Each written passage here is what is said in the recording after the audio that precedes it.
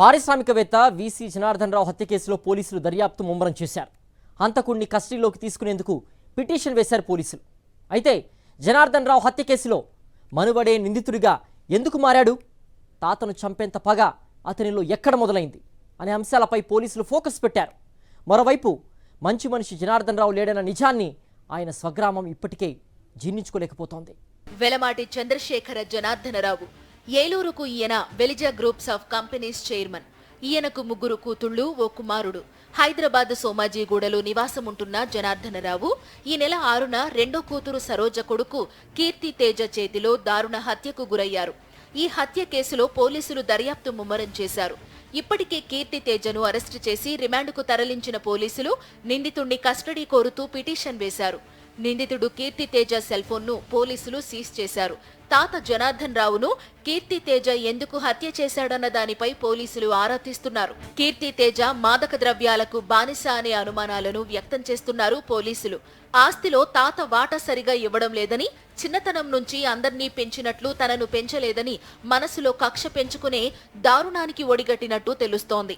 తాత జనార్దనరావుకు సంబంధించిన ఒక సంస్థకు సరోజ అక్క కొడుకును బోర్డ్ ఆఫ్ డైరెక్టర్ గా నియమించడంతో కీర్తి తేజ జీర్ణించుకోలేకపోయాడని, ఈ క్రమంలోనే ఎలాగైనా తాతను చంపాలని నిర్ణయించుకుని అనుకున్నంత పని చేసినట్టు సమాచారం. మనవడి చేతిలో ప్రాణాలు కోల్పోయిన జనార్దనరావు తన స్వగ్రామమైన కొవ్వలితో పాటు ఎన్నో సేవా కార్యక్రమాలు చేశారు. ఏలూరు ప్రభుత్వాసుపత్రికి పలు దఫాలుగా 40 కోట్లు ఇచ్చారు. తిరుమల తిరుపతి దేవస్థానానికి 40 కోట్ల విరాళాలు ఇచ్చారు. తెలుగు రాష్ట్రాల్లోని పలు స్వచ్ఛంద సంస్థలకు కూడా విరాళాలు అందజేశారు. జనార్దనరావుది పెద్ద మనసని, అడగ్గానే కోట్లాది రూపాయలు విరాళంగా ఇచ్చేవారంటున్నారు ఆయన స్వగ్రామం కొవ్వలికి చెందిన స్థానికులు. ఆపదలో ఉన్న వారిని ఆదుకునే మంచి మనిషి మృతి చెందడం బాధాకరమని ఆవేదన వ్యక్తం చేశారు. ఎవరికాళ్ళు కూడా మంచి అండపోయింది, పెద్ద అండపోయింది. ఏదన్నా మనకి ఇబ్బంది వచ్చిందంటే ఆయన దగ్గరికి వెళ్ళి సహాయం కోసం వెళ్ళేవాళ్ళం. ఆ సహాయాన్ని కాదనకుండా తప్పకుండా చేసేవారు వారు. అటువంటి ఆయన మనం కోల్పోయామని అందరూ విషాదంలో ఉన్నారండి, బాధలోనూ ఉన్నారండి. ఎవరు చెప్పుకోలేమండి. అది అంత పెద్ద చెయ్యి పోవటంలో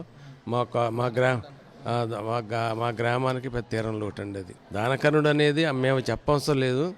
నిన్న మొన్న పేపర్లో కూడా ఆయన ఎంతెంత వితరణ ఇచ్చారు, ఎంత చేశారని కూడా మీకు తెలుస్తాను ఉంది. అది కొవ్వలి గ్రామంలో 2015 నుంచి గ్రామదీప్ చారిటబుల్ ట్రస్ట్ అనేది పనిచేస్తుంది.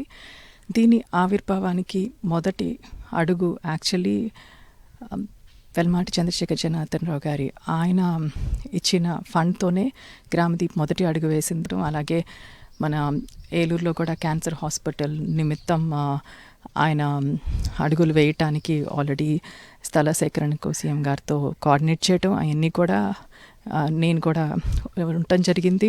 కొవ్వలిలో జెడ్పీ పాఠశాల, జూనియర్ కాలేజీలను జనార్దన్ రావు సొంత నిధులతో అభివృద్ధి చేశారు.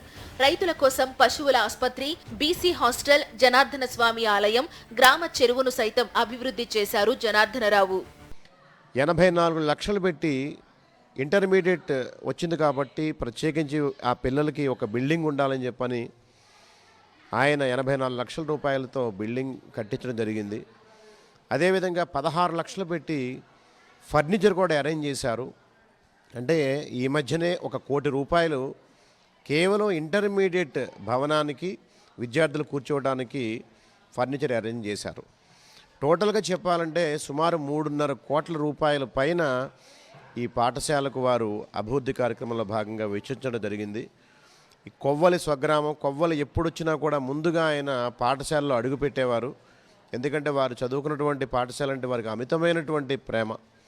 వచ్చిన వెంటనే హెడ్ మాస్టారు, ఈ పాఠశాలకు ఇంకా ఏమైనా అవసరాలు ఉన్నాయా, ఉంటే కనుక చెప్పండి, ఇక్కడ మన చిట్టుబాబు గారు ఉంటారు, అందరితో కూడా మీరు చర్చించి మన పాఠశాల ఎప్పుడు కూడా అభివృద్ధి చెందుతూనే ఉండాలనేటువంటి ఒక సత్సంకల్పం. తరతరాలకు తరిగిపోని ఆస్తులు కూడబెట్టిన వారెందరో ఉన్న నేటి సమాజంలో ప్రజాసేవకు తన సొంత ధనాన్ని ఖర్చు పెట్టిన పెద్ద మనసు జనార్దన్ రావుదంటున్నారు. అలాంటి మంచి మనిషి మన మధ్య లేకపోవడం చాలా బాధాకరమంటున్నారు కొవ్వలి గ్రామస్తులు.